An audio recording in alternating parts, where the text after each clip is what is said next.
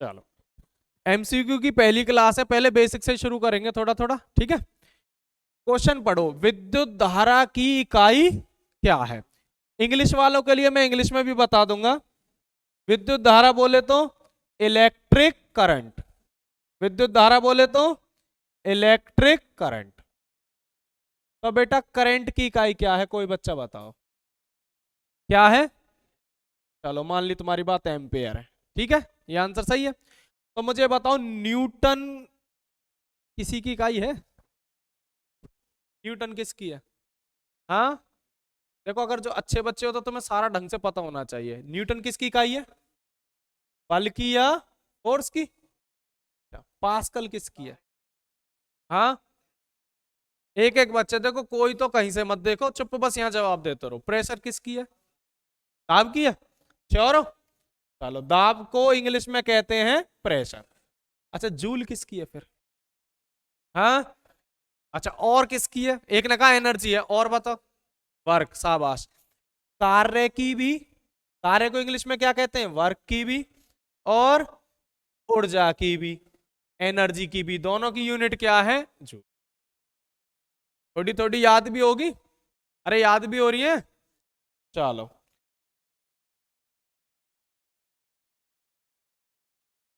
विद्युत प्रतिरोध, electrical resistance, resistance बोलते हैं इंग्लिश में, की इकाई क्या है बताओ। हाँ, अच्छा ओम कह रहे हैं, इसका सिंबल ऐसा होता है पता है, सही है। देखो ओम को उल्टा करो तो क्या बन जाएगा, उल्टा कर दो ऐसे, ठीक है। तो ये किसकी होती है।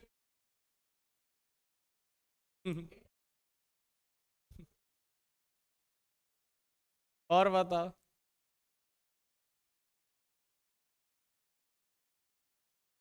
इंडक्टेंस, इंडक्टर नहीं होता, ये होती है विद्युत। देखो प्रतिरोध मतलब किसी चीज को रोकना, और चाल उसका उल्टा हो जाएगा तो वो चीज जाने देंगे। देखो एक ऐसी चीज है इसमें से करंट नहीं जा सकता, इसे कहेंगे हम भाई रोकती है चीज करंट को। और एक ऐसी होती है जो करंट से जाने देती है, आसानी से जाने देती है। तारे जो हमारी होती हैं वो क्या होती हैं, जाने देती है ना, तारे जो लग रही है घर में। और अगर तुम जैसे कह देते ना कई बार चप्पल पहन ले ताकि क्या ना जाए, करंट वरंट ना लगे, तो उसमें क्या होता है, प्रतिरोध। तो समझ आए, ये किसकी होती है, लिख लेना बेटा, बहुत इंपॉर्टेंट, विद्युत चालकता, इलेक्ट्रिकल इंडक्टेंस बोल सकते हो, या कंडक्टेंस होता है असली मीनिंग इसका, ठीक है ना, कंडक्ट करने देती है, कंडक्टेंस। कूलाम किसकी होती है, कूलाम, बेटा याद नहीं है आपको बिल्कुल भी। कूलाम किसकी होती है, आवेश, आवेश बोले तो चार्ज। एम्पेयर किसकी होती है, अभी बताई थी थोड़ी देर पहले। हाँ, एम्पेयर किसकी बताई थी, करंट या विद्युत। समझ में आ गई यहां तक, लिख भी लेना ना तो नुकसान हो जाएगा। जो नहीं आती, जो आती है उसकी कोई टेंशन नहीं है, जो नहीं आती वो लिख लेना। आगे चले, अभी देखो अभी पूछा था आपसे, एक होता है प्रतिरोध और एक होती है चालकता। प्रतिरोध का उल्टा चालकता होती है, अभी बताया था ना। प्रतिरोध की क्या थी इकाई, ओम, अरे थी ना। तब चालकता की, शाबाश, आंसर तो ये हो गया। अब कोई बच्चा ये बताए वाट किसकी इकाई है, शाबाश। देखो केवल 3 या 4 ही बच्चे आंसर सही दे रहे हैं, ये भी देख लो।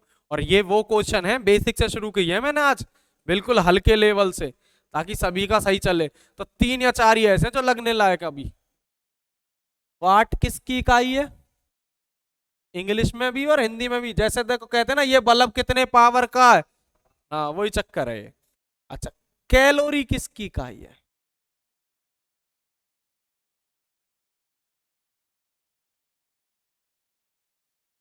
देख के नहीं, बिना देखे।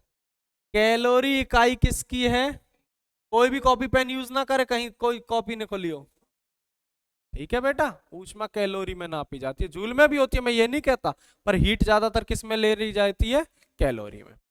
कैंडेला किसकी यूनिट है, ल्यूमिनस इंटेंसिटी, इंग्लिश में मैं बोल देता हूं, हिंदी में मैं लिख रहा हूं, सुनो बेटा सुनो, पढ़ते नहीं हो बिल्कुल भी, नहीं पढ़ते हो, भूल गए हो सब कुछ। ज्योति तीव्रता, क्लियर हो गया? अरे क्लियर हुई यहां तक यूनिट?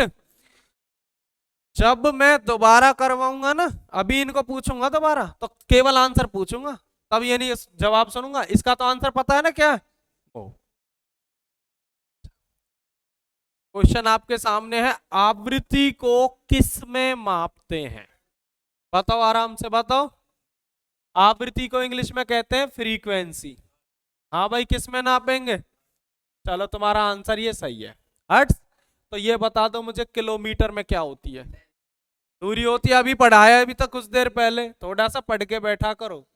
दूरी किस में होती है? अच्छा, सेकंड में क्या होता है? हाँ चलो, यूनिट पता है ना क्या होती है, बता रहा हूं मैं, यूनिट समझ में तो आती है। केल्विन में क्या होता है? हाँ, टेम्परेचर जो होता है ना, देखा ना, केल्विन या फारेनहाइट या सेल्सियस, तीनों होती हैं, केल्विन, फारेनहाइट या सेल्सियस, जिसे थर्मामीटर से नापते हैं। किससे नापते हैं? और याद रखना, एक और मैं बता देता हूं, बोलोमीटर और होता है बेटा, ये भी एक मीटर होता है। कौन सा मीटर? बोलोमीटर। वो भी क्या नापता है? तापमान। थर्मामीटर तो नापता ही नापता है, एक होता है बोलोमीटर। क्या होता है बेटा? बोलो। वो भी क्या नापेगा? तापमान। ठीक है, केल्विन किसकी इकाई हो गई फिर? तापमान की, टेम्परेचर की। सही है यहां तक? अब आप एक बात देखना, मैं क्वेश्चन आपको करवाऊंगा, मान लो दिन में कितने, पर हर ऑप्शन पे भी तो क्वेश्चन बन रहे हैं। अगर ऐसे करके देखे तो कितने बन जाएंगे? ज्यादा ज्यादा 15-20 मिनट में। तो सोचो, अभी तो मैं आज पहली क्लास है तो कम ले रहा हूं, अगली क्लास में ज्यादा, और आपसे ही करवाऊंगा। अभी आपकी पिटाई भी नहीं कर रहे हैं, अभी तो आपको छोड़ रहे हैं ना, पर आगे तो नहीं होगा ना ऐसा। आगे तो प्रसाद भी मिलेगा, लड़कियों के लिए नहीं पर लड़कों को तो मिलेगा। प्रकाश वर्ष इंग्लिश में कहते हैं लाइट ईयर। हाँ, बहुत बार आया ना पेपर में। लाइट ईयर किसकी इकाई है? देखो, जो घनी लंबी दूरी होती है ना, जैसे मेरा तुम्हारा घर 10 किलोमीटर है तो किलोमीटर में नाप देते हैं, पर अगर मेरा और चंद्रमा का देखें तो बहुत दूर हो जाता है ना। तो जो बहुत दूर की दूरी होती है, जो लंबी होती है, उसे किस में नापते हैं? प्रकाश। पता चल गया? अच्छा, तो प्रकाश वर्ष किसकी इकाई है? दूरी में। अच्छा, कोई बच्चा मुझे ऊष्मा की इकाई बता सकता है पढ़ा लिखा? अभी करवाया था थोड़ी देर में, हीट। हीट, जूल भी चल जाएगी या कैलोरी। देखो, जूल भी चल सकती है या फिर कैलोरी, बताया था ना। अच्छा, समय की इकाई बेटा दो होती हैं। हाँ, दो लेके चलेंगे, आर भी, घंटे भी और सेकंड भी। और बेटा तापमान की इकाई तीनों बताओ, तीनों। केल्विन, सेल्सियस और फारेनहाइट। पता चल गया ना कौन कौन सी हैं? केल्विन, सेल्सियस और फारेन। कुछ याद भी हो रही है? पूछूंगा फिर मैं, याद रखना इस बात को। आगे चले बेटा। अच्छा, दूरी मापने की क्या होती है? प्रकाश वर्ष। अच्छा, एक प्रकाश वर्ष में कितने मीटर होते हैं ये भी मैं बता देता हूं। शाबाश, बहुत अच्छे बेटा। 9.46 गुणा 10 की पावर 15 मीटर। और किलोमीटर में बोले तो 3 कम कर देना, 10 की पावर 12, क्योंकि 3 जीरो होती है ना 1000 में, किलोमीटर में 1000 होते ना, तो किलोमीटर। ये कुछ बातें अच्छी होती है, लिखते भी रहना साथ के साथ, जो आपको अच्छी लगे। मैं ये नहीं कह रहा सारी बातें लिखो, जो आपकी अच्छी लगे वो लिखते भी रहो। आगे चले, चले बेटा। और अगली बार से इनाम भी रखा करेंगे, जो बच्चा सबसे पहले आंसर देगा उसके लिए कुछ ना कुछ डिस्काउंट करेंगे। और ऐसा नहीं है कि नाम मैं दूंगा, एक बच्चा आंसर देगा तो उसे मान लो 10 रुपए नाम देंगे, तो बाकी 10-10 रुपए इकट्ठे करके देंगे। तो हर क्वेश्चन पे हमारी कुछ ना कुछ कमाई हो जाएगी, ठीक है? हाँ भाई, बल होता है फोर्स। इंग्लिश मीडियम के बच्चे भी बिल्कुल परेशान ना हो, मैं सबको बताता रहूंगा। फोर्स की इकाई क्या होती है? यूनिट क्या होती है बल की? चलो, ये किसकी है? बार में क्या नापते हैं? दाब, प्रेशर, समझ में आए? पास्कल में क्या नापते हैं? ये भी प्रेशर की ही होती है, दाब।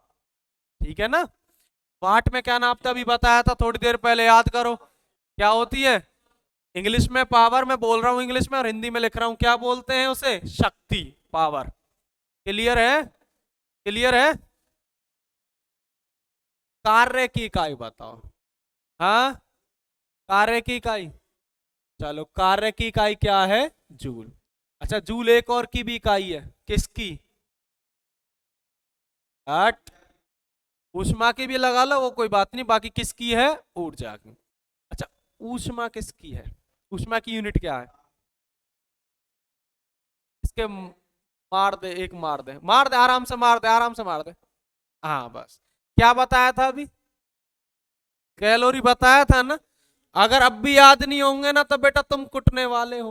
अब थोड़े खतरनाक, बेटा मेरी बात सुनना, ये है जूल पर सेकंड, शाबाश बहुत अच्छे, जूल पर सेकंड, ये यूनिट वैसी होती है। तो देखो मैं बता देता हूं, जो पावर होती है हमारी, पावर को हिंदी में क्या कहते हैं, शक्ति। मैं सारी चीजें आपको ढंग से समझा रहा हूं।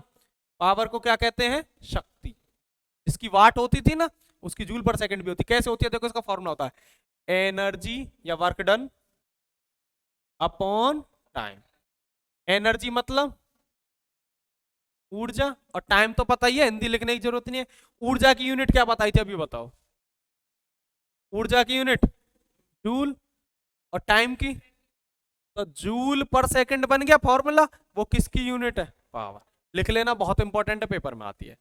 अच्छा ये और बताओ कोई बच्चा, शाबाश, न्यूटन पर मीटर स्क्वायर किसकी यूनिट है, बताओ।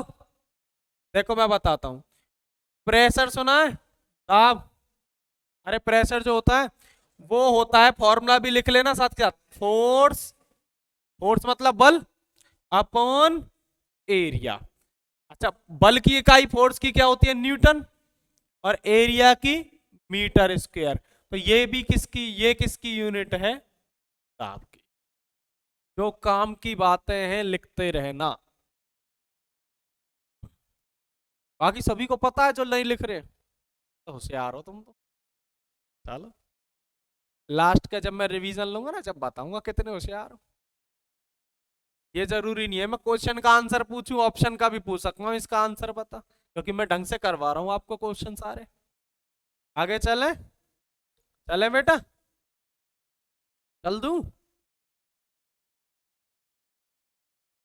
शक्ति, पावर, अभी बताई थी थोड़ी देर पहले, है ना, आपका काफियों के आंसर आने चाहिए, क्या है भाई, वाट। अच्छा बेटा पास्कल, अभी बताई थी, बार बार याद होना चाहिए, शाबाश, प्रेशर या दाब। केल्विन,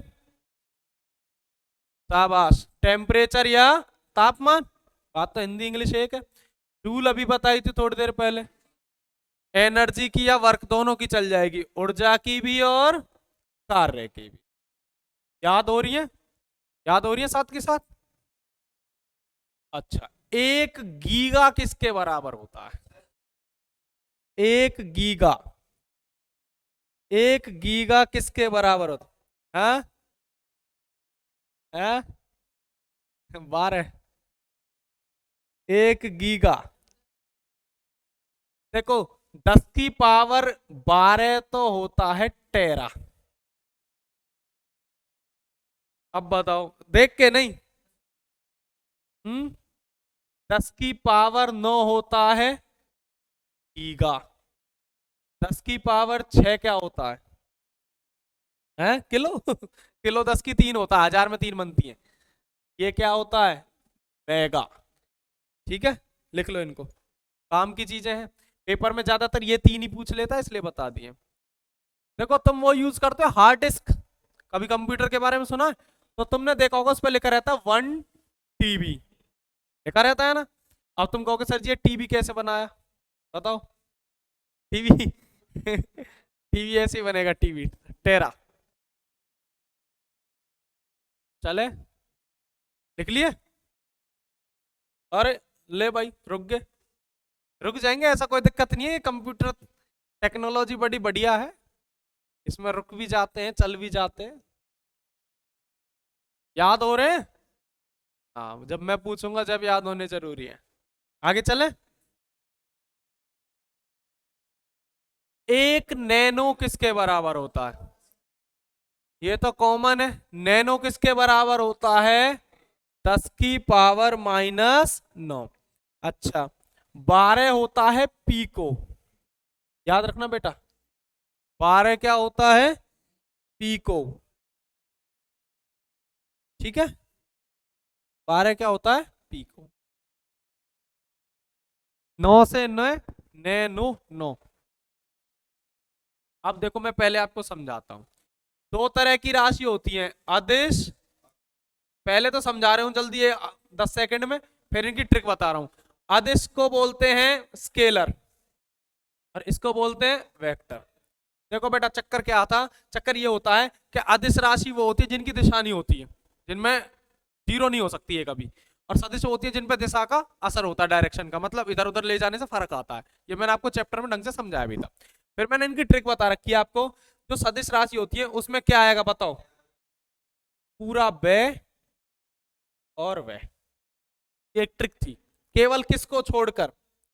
मैंने एक चीज छोड़वाई थी, कौन सी? दाब और विद्युत धारा। जो धारा थी ना, ये दो छुड़वाई थी शायद। इन दोनों को छोड़कर ये तो क्या होती है? आदेश।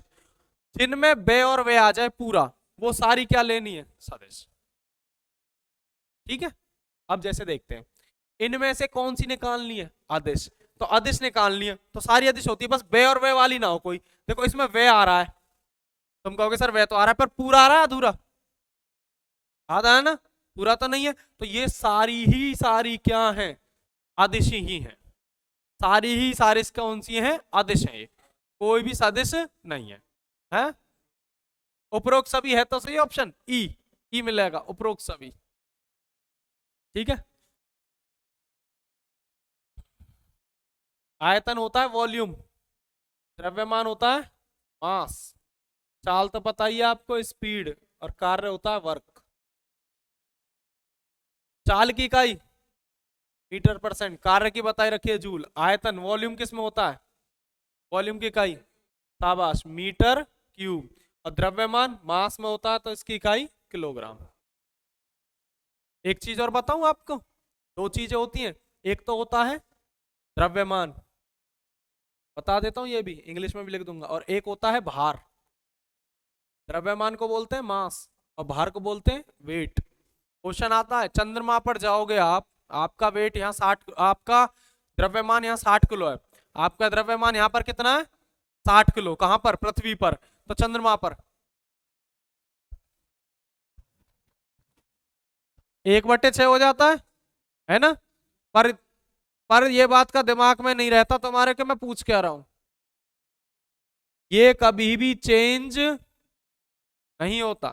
तो अगर पृथ्वी पर भी 60 है द्रव्यमान, द्रव्यमान मास, तो चंद्रमा पर भी 60 ही होगा। चेंज क्या होता है? हाँ, अगर पृथ्वी पर कितना है तो चंद्रमा पर 1/6 हो जाएगा, तो मतलब कितना हो जाएगा? 10। पर क्या? भार। द्रव्यमान कभी भी चेंज, ये कई बार पेपरों में पूछा गया, गड़बड़ कर आते हो वहां पर, क्योंकि ये एक स्केलर क्वांटिटी है, अदिश है, और ये कैसी है? सदिश। आगे चलें, लिख रहे हो? अरे लिख रहे हो कुछ? समझ में नहीं आ रहा जी। अब देखो ये आगे सदिश वो होती हैं जिनकी मैंने ट्रिक भी बताई थी, जिनमें बे आ जाए और वे आ जाए। देखो बे आ गया, वे आ गया, वे आ गया, तो आंसर क्या होगा? सभी। आया समझ में? नहीं आया? अरे आ गया, क्लियर है? विस्थापन को इंग्लिश में कहते हैं डिस्प्लेसमेंट। इसकी इकाई भी वही होती है, किलोमीटर या मीटर। बल की इकाई न्यूटन। वेग मतलब वेलोसिटी, हाँ वही होती है इसकी भी, क्या? मीटर पर सेकंड। ओहो, ये क्या आ गया? ये तो इतिहास का क्वेश्चन पूछ लिया। न्यूटन ने 3 नियम दिए, पता है ना? 3 नियम दिए। पहला नियम ये होता है कि कोई वस्तु जैसी है वैसी पड़ी रहेगी जब तक उसमें कोई बल, जिसे जड़त्व का नियम भी कहते हैं, लॉ ऑफ इनर्शिया। दूसरा नियम ये होता है कि भाई मोमेंटम का नियम होता है, जितना टाइम बढ़ाओगे उतना बल कम लगेगा, बताया था ना।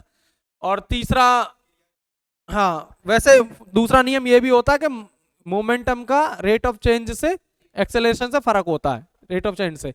और तीसरा वो होता है भाई क्रिया की प्रतिक्रिया, पता ही होगा, जैसे तुम जोर से मारोगे तो वो भी जोर से मारेगा। तीनों नियम बिल्कुल बेसिक है। तो क्वेश्चन ये है, न्यूटन का नियम कब आए? ये 1600। शाबाश, पढ़ते नहीं हो। न्यूटन के नियम कब आए भाई? 1687। न्यूटन के कितने नियम है? 4, 5? हाँ, कितने नियम है न्यूटन के? ऐसे क्वेश्चनों के आंसर तो दे दे करोगे, ये भी नहीं आते। न्यूटन के पहले नियम को क्या कहते हैं बताओ? हाँ, कौन सा नियम सुना है ना? न्यूटन का पहला नियम क्या कहलाता है? बहुत बार पेपरों में आया है। न्यूटन का पहला नियम क्या कहलाता है? जड़त्व का। इसका मतलब भी समझा देता हूँ, कोई वस्तु जड़ी बनी रहेगी जब तक उस पर क्या ना लगाएंगे? फोर्स। अब ये पेन है, यूं का यही रहेगा। अब मैंने इस पर फोर्स लगा दिया, हिल गया। और अगर मान लो ये हिल रहा है, देखो हिल रहा है ना, और जब तक मैं क्या ना लगाऊं? फोर्स, ये रुकेगा नहीं। तो देखो हिल रहा है, हिलने दो। अब मैंने फोर्स लगा दिया, अब ये रुक गया। तो कोई वस्तु चलेगी या रुकेगी कब तक? नहीं, जब तक उस पर क्या ना लगेगा? फोर्स। यही नियम है। किसका नियम? न्यूटन का पहला नियम, और उसे क्या कहते हैं? जड़त्व। अच्छा, एक पास्कल वैज्ञानिक था, इसने किसके नियम दिए थे? याद रखना। न्यूटन के दूसरे नियम के उदाहरण बताओ। हाँ, ये rate of change of momentum से बना है वैसे। तो ये क्या बनेगा? फील्डर का थोड़ा टाइम बढ़ जाएगा तो फोर्स कम लगेगा। जैसे मैं बताया भी था, मैंने जब क्लास ली थी, कि जब टीचर तुम्हारे थप्पड़ मारती है तो कुछ बच्चे तो सीधा खा लेते हैं, यूं खड़े खड़े, उनके ज्यादा जोर से लगता है, और कुछ ऐसे खाते हैं। तो जितना टाइम बढ़ाओगे उतना बल कम लगेगा। अच्छा, मिसाइल कौन से सिद्धांत पे काम करती है? या तो तीसरा, या फिर याद रखना बेटा, अगर तीसरे ऑप्शन में ना हो तो क्या लगाना है? संवेग का नियम, मोमेंटम से काम करती है। ठीक है, तीसरा ऑप्शन ना हो तो। बंदूक कौन से नियम पे काम करती है न्यूटन के? तीसरे लॉ पर। धनुष किस पे काम करता है? जितनी जोर से पीछे खींचोगे, समझ गए ना बात को? ये भी कौन सा नियम चलेगा? न्यूटन का। पतंग भी किस पर काम करती है? नीचे खींचते हैं और वो कहां जाती है? ऊपर। पतंग उड़ाइए, वो भी कौन सा नियम है? तीसरा। हाँ भाई, न्यूटन के तीसरे नियम के उदाहरण कौन से हैं? हाँ, हाँ, ये इसने अलग अलग लिख दिया, बाकी मैं बता देता हूँ। ये दोनों एक ही बात है। बंदूक से गोली चलना और फिर उसका पीछे आना, मिसाइल का उड़ना। आंसर क्या होगा? सभी। आगे समझ में? दूध से मक्खन निकालने पर कौन सा में? हम्म, देखो इसमें बड़ा कंफ्यूजन रहती है तुम्हें। एक होता है अभिकेंद्रीय, मैं कई बार समझा चुका हूं फिर भी नहीं याद होता। और एक होता है अपकेंद्रीय। देख लेना, ये बल लगता है अंदर की तरफ और ये बल लगता है बाहर की तरफ। इसे इंग्लिश में क्या कहते हैं? सेंट्रीपीटल। पीटल पेट की तरफ लगेगा, मतलब अंदर लगेगा। और मैंने एक और ट्रिक बताई थी, अभिषेक कहाँ जाएगा? अंदर। और अपकेंद्रीय को बोलते हैं सेंट्रीफ्यूगल। तो बेटा कभी भी अपनी मम्मी को चेक करना, जब वो दूध निकाल रही हो, मक्खन निकाल रही हो, तो जो मक्खन होता है ना, बिलोती है, वो साइड में जाके चिपकता है दीवारों पर। कहाँ चिपकता है? जब तो वो साइड से हाथ से निकाल के फिर रख देती है। देखना कभी। तो बाहर निकल रहा है मक्खन या अंदर निकल रहा है? बाहर की तरफ फेंका जा रहा है मक्खन, तो बाहर की तरफ फेंकेगा तो कौन सा बल होगा? तो इसका आंसर क्या होगा? अपकेंद्रीय। और बता देता हूं अपकेंद्रीय का उदाहरण। वॉशिंग मशीन भी कपड़े कहां फेंकती है? बाहर की तरफ। ठीक है, वो भी कौन सा चलेगा? अपकेंद्रीय। अंदर की तरफ कौन सा बनता है अभिकेंद्रीय का? जब आप पहाड़ों पर मुड़ते हो। कहां पर मुड़ते हो? पहाड़ों पर। पहाड़ों पर जब जाते हो तो बल कहां लगता है? अंदर की तरफ। क्यों? अगर बाहर की तरफ बल लगेगा तो खाई में गिर जाओगे, पता है ना? तो इसलिए जो अंदर की तरफ बल लगता है वो कौन सा है? अभिकेंद्रीय। और जो बाहर की तरफ लगेगा, अपकेंद्रीय। क्लियर है? अच्छा, गुरुत्वाकर्षण क्या होता है? हम्म, पृथ्वी हर वस्तु को जो उसके वायुमंडल में रहती है अपनी तरफ खींचती है, उसी बल को क्या कहते हैं? ग्रेविटेशनल या गुरुत्वाकर्षण। अच्छा, केशिकत्व क्या होता है? वैसे पूछ रहा हूं क्योंकि जरूरी है। देखो केशिकत्व का सीधा सिद्धांत है, एक जगह से चीज दूसरी जगह जानी ऊपर नीचे में। इंग्लिश में कैपिलरी एक्शन, ठीक है, इंग्लिश में बोलते हैं कैपिलरी एक्शन। जैसे कि जड़ों का पानी, जड़ में पानी होता है ना पौधों की, और वो पत्तियों तक जाता है, प्रकाश संश्लेषण होता है ना, यूज में लेते हैं पानी को, तो जड़ का पानी पत्तियों तक जाता है तो कौन सा एग्जाम्पल बनेगा, केशिका। जैसे तुम्हारे एक दोस्त की मोटरसाइकिल का पानी खत्म, वो पेट्रोल खत्म हो जाए तो तुम पाइप से दूसरी में डाल देते हो ना, तो वो भी कौन सा एग्जाम्पल है, केशिका। लालटेन देखिए, लालटेन में नीचे तेल होता है, बाती से कहा जाता है, ऊपर, वो भी कौन सा उदाहरण है, केशिका। ठीक है बेटा। अब बताओ, बांध में पानी इकट्ठा करना कौन सी क्रिया है। देखो दो तरह की क्रिया होती है, एक तो जिसमें चलती है, स्पीड रहती है, गति, तो वो गतिज ऊर्जा, और जिसमें चीज रुकी रहे वो स्थितिज ऊर्जा, पोटेंशियल एनर्जी। तो इसका आंसर बताओ क्या होना चाहिए, हाँ, स्थितिज ऊर्जा। कौन सी ऊर्जा, स्थित, इंग्लिश में बोलते हैं उसे पोटेंशियल एनर्जी। अब जैसे मैं यहां चलने लगूं, सुनना बात को ध्यान से, तो मेरे अंदर कौन सी ऊर्जा होगी, और मैं खड़ा हूं, रुका हुआ हूं, स्थितिज। एक बात और बता दूं, जब भी कभी हाइट आ जाए, क्या आ जाए, हाइट की बात आ जाए, ऊंचाई की, तब भी कौन सी ऊर्जा होती है, स्थितिज। कैसे, देखो ये क्वेश्चन कई बार पूछा जा चुका है। एक लड़की है,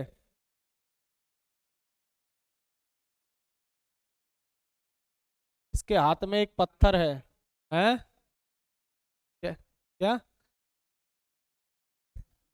ये इसकी चुटिया है, इसके हाथ में एक पत्थर है, पत्थर की 3 स्टेज होंगी, ध्यान रखना, 3 स्टेज है, ये जमीन है, 3 स्टेज है पत्थर की, ध्यान देना। पहले इसके हाथ में है पत्थर, ठीक है, रुका हुआ है, कौन सी एनर्जी, केवल पोटेंशियल, ठीक है ना। और देखो दूसरी बात और बता दूं क्यों है पोटेंशियल, एक हाइट पे है ना पत्थर जमीन से, इस वजह से भी कौन सी एनर्जी है, पोटेंशियल। पत्थर छोड़ दिया इसने, मान लो पत्थर यहां आ चुका है, रास्ते में है, अब कौन सी एनर्जी है, बताओ, रास्ते में चल रहा है पत्थर, बीच से में, बताओ, हाँ, हाँ, तो बस यही क्वेश्चन पूछा था इस बार पेपर में कि पत्थर बीच में हो तो कौन सी एनर्जी होती है, और तुम गधे बस गतिज लगा के आ गए थे। तो नालायकों, गतिज तो होगी होगी, काइनेटिक तो होगी होगी, क्योंकि स्पीड में है, पर एक हाइट पे तो अब भी है ना, एक हाइट पे तो है अब भी, जमीन से, जमीन पे थोड़ी आया है, तो कौन सी एनर्जी भी होगी, पोटेंशियल भी होगी, दोनों एनर्जी होती है पत्थर में। आगे बात समझ में, अरे क्यों है पोटेंशियल एनर्जी बताओ, अरे ये हाइट पे तो है अब भी, तो पोटेंशियल भी होगी, स्थितिज भी होगी। और मान लो पत्थर लास्ट में यहाँ आ जाए, यहाँ के पड़ गया, अब कौन सी होगी, हाँ, हाँ, केवल कौन सी एनर्जी होगी, पोटेंशियल या स्थितिज, क्योंकि अब रुका हुआ है, केवल पोटेंशियल एनर्जी होगी। अब बेटा कोई बच्चा पढ़ा लिखा है तो मुझे पोटेंशियल एनर्जी का फॉर्मूला बता दे, शाबाश। पोटेंशियल एनर्जी का फॉर्मूला भी पूछ लेता पेपर में, क्या होता है, mgh। गतिज एनर्जी का कोई फॉर्मूला बता, हाफ mv²। और जो बच्चा ज्यादा पढ़ा लिखा है तो गतिज एनर्जी का दूसरा फॉर्मूला बताए जो मोमेंटम की फॉर्म में होता है, गलत। और कोई, मैंने मोमेंटम की फॉर्म में पूछा, हाफ पी भी नहीं बना। दूसरा फॉर्मेट, और दूसरे वाला चाहिए मुझे, हाफ पीवी वाला कहीं यूज नहीं होता। जो पेपर में पूछा गया था वो पूछा गया था, याद रखना, p² अपॉन, ठीक है, p² अपॉन 2 है। p क्या होता है यहाँ पर, मोमेंटम। फॉर्मूले पूछ लेता पेपर में, मोमेंटम को हिंदी में क्या कहते हैं, संवेग, संवेग। फॉर्मूले पूछे कई बार, पेपर देख लो उठा के, गतिज ऊर्जा का फॉर्मूला बताओ, हाफ mv², स्थितिज ऊर्जा का बताओ, ये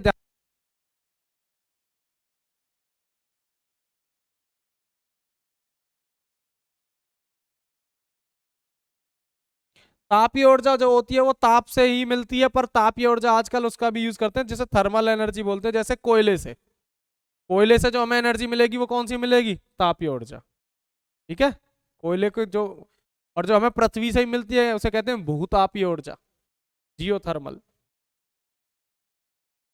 घड़ी में चाबी भरना कौन सी ऊर्जा है? घड़ी में चाबी भर के उसे रख देते हैं, मैं तुम्हें देसी में समझा रहा हूं, भर दी चाबी, अब रख दी, अब वो चाबी अपना आराम से, समझ में आई कौन सी? शाबाश, कौन सी ऊर्जा होती है? स्थिर ऊर्जा, रुकी रहती है ना, भर के उसे रख दो। तो घड़ी में चाबी भरना कौन सी ऊर्जा है बेटा? स्थिर ऊर्जा। एक हॉर्स पावर बोलते हैं इसे, हॉर्स पावर। बेटा ये क्वेश्चन बहुत बार आया ना पेपर में, एक हॉर्स पावर में कितने वाट होते हैं? पढ़ा होगा कहीं ना कहीं, अगर थोड़ी बहुत तैयारी कर रहे हो तो। कितने वाट होते हैं? 746, सुन रखा होगा। एक कैलोरी में कितने जूल होते हैं? इसके पीछे भी जूल लिख लेते हैं, बताओ बेटा, एक कैलोरी में कितने जूल होते हैं? बताओ, एक कैलोरी में कितने जूल होते हैं? करवाया नहीं है क्या तुम्हें? करवा तो रखा है तुम्हें। हाँ, किस में है, डाउट में है? हाँ, तो क्या डाउट है? हाँ भाई, तुम भाई देखे, मुझे एक बात बताओ, जो ये बच्चे रेलवे की तैयारी कर रहे हैं, हरियाणा की तैयारी कर रहे हैं, ये तो पढ़े लिखे होने चाहिए, इनको ऐसे हल्के क्वेश्चन तो आने ही चाहिए। ये तो बहुत हल्के क्वेश्चन है, बाकी की तो बात छोड़ो। तो बत तुम्हें ही नहीं पता अभी तक इतना हल्का क्वेश्चन, क्या आंसर है? 4.3। हाँ बेटा, तुझे 15 साल हो गए पढ़ते पढ़ते, तेरे को यही क्वेश्चन ना आते, उस मैथ में लगे रहो। 4.2, और सही मायने में देखे तो ये होती है 4.186। 8 है ना, तो इसे बढ़ा देते हैं ना, एक रकम 5 से ज्यादा होता है तो 4.2 बन जाती है। एक कैलोरी में कितने जूल होते हैं? 4.2। जी का मान कितना होता है? ये छोटा जी है, इसमें गलत लिख रहा है, मैं सही कर देता हूँ। छोटा जी है ये बेटा, मैं पहले ही सही कर रहा हूँ इसे। बताओ भाई, पढ़ा होगा? छोटे जी का मान 9.8 मीटर पर सेकंड, इसे कहते हैं त्वरण, एक्सेलरेशन। हाँ, ये छोटा जी है। जी का मान सबसे ज्यादा कहाँ होता है? ये हमारी पृथ्वी है, तो ये होते हैं ध्रुव, ये क्या होते हैं, और ये क्या होती है? विषुवत रेखा या इक्वेटर या अक्षांश रेखा, ठीक है ना। तो जी का मान सबसे ज्यादा इन पर होता है, ध्रुवों पर, चोटियों पर। तो सबसे ज्यादा ध्रुवों पर, और सबसे कम अक्षांश या विषुवत पर। अक्षांश भी लिखना, अक्षांश ही लिख लो इसे, ठीक है। सबसे कम यहाँ होता है। जी का मान सबसे कम कहाँ होता है? आगे कहाँ पर होता है? अक्षांश। आज के लिए इतने ही क्वेश्चन काफी हैं। अब मुझे बताओ, सभी क्वेश्चन आगे समझ में? कोई दिक्कत किसी को? एक आध पूछूं? पूछूं एक आध? चलो कल पूछेंगे, ठीक है।